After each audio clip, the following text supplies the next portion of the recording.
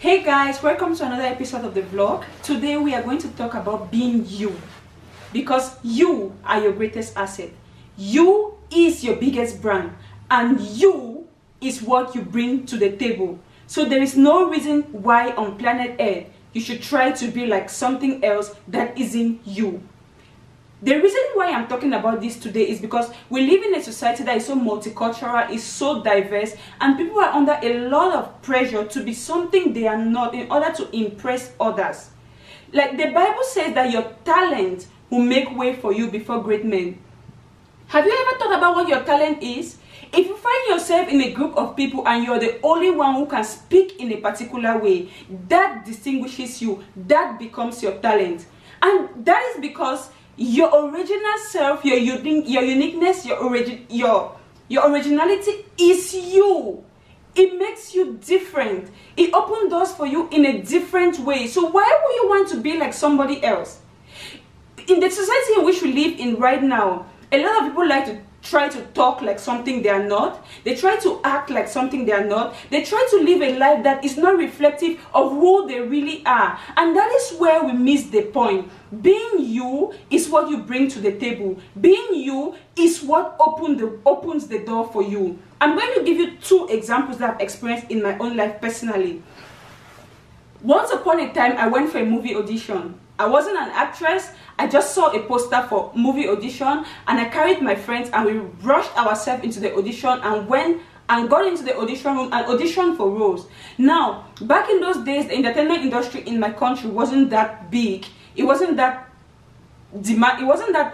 valuable, or people never really make a living from it, so the industry was still struggling. And having a director come all the way from the United Kingdom to shoot a very high profile movie was kind of a talk of a town at that time.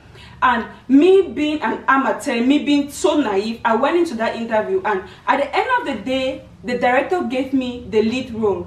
Now, when that announcement was made, it caused a lot of chaos amongst the Actors Guild. Like, they were like, why will you give this role to somebody who knows nothing, who has never been on a movie set before, when we have high-ranking A-list actors and actresses in our industry at that time who could play this role better?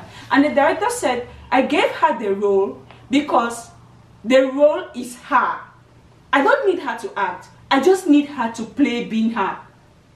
Does that ring a bell? It means that director gave me that role because I was me.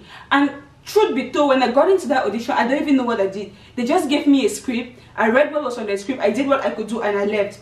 Imagine that I got in there because I saw all those actors and actresses, and then I decided to equally act and do what isn't me in order to keep up. Will I have gotten that role? I don't think so. Now, that is in entertainment. Let's talk about the corporate world. Once I went for a job interview, and one hour after that interview, I got a call and I was offered the job. A month later, I resumed work in that company, and I went to the office of the manager who interviewed me for that role. And then I asked him, sir, I'd like to ask you a question. And he was like, yes, Nandi, what is your question? I said, I want to know why amongst all the people you interviewed, you selected me, you gave me the job. Is it that I was more knowledgeable than every other person you interviewed? He said no. He said, Nadine, the truth is, I gave you this job because you were you. When you walked in there, your stories, your examples were unique. You spoke about your life experiences, and they were unique. They were different, and they were inspiring to me, and I connected with you on that level. And that is why I gave you the job. I mean, this man had interviewed people from all the top universities across Canada, U of A, U of C. I just came from SAIT, and I got that job. This is to let you know that most at times, what opens the way for us is our true selves. Do not ignore where you come from. If you come from Nigeria, or you come from Cameroon, or you grew up in some village, and then you find yourself in some bigger city, do not be ashamed to say, oh, this is where I come from. And where I come from, this is how we do things. And I'm living my culture, and I would like to continue doing things the way I've been taught.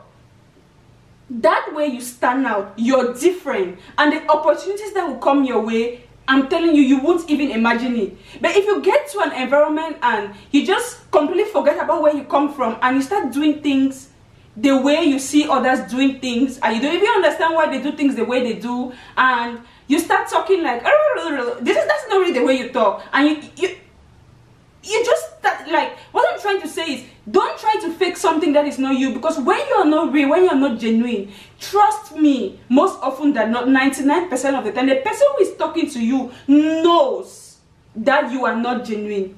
Apart from getting interviewed or being auditioned for roles, I've equally been in a situation where I've had to interview people. I've been in a situation where I've had to be a judge for a beauty pageant, and I'll tell you the truth, every time I've been a judge on a panel, the person who wears my crown is usually the person who is most original. I never choose the girl who came with the fanciest of clothes and the fanciest of shoes and is trying to be something they are not. I choose that girl that comes in there and says, this is me. This is where I come from. This is the way we do things where I come from. And it's not like they always say it, but you see it in the way they behave. They are not trying to be something they are not. They are genuine. They are their real selves. And then they at the end of the day, they walk away winning. That is what you should be. You are your greatest asset. Yourself is what you bring to the table. Even in relationships, if you're dating a guy, be yourself. Like, have you ever thought about the fact that if you get married to somebody, you have to live a fake you for maybe 20 or 30 years? Is that even possible? So why don't you just be who you are from whenever you meet that person? Trust me, it's not like people, you don't have to be a professional or somebody who studies psychology to know when somebody is not their self. If you talk to someone and they are not themselves and they're trying to fake something they are not, within the first 5 seconds, you know. So why do you go on the risk of being something you're not when you can actually get whatever it is you want in life? Being you. Just be you. I am Cameroonian, I am African, and I am proud of where I come from. You too should be proud of where you come from.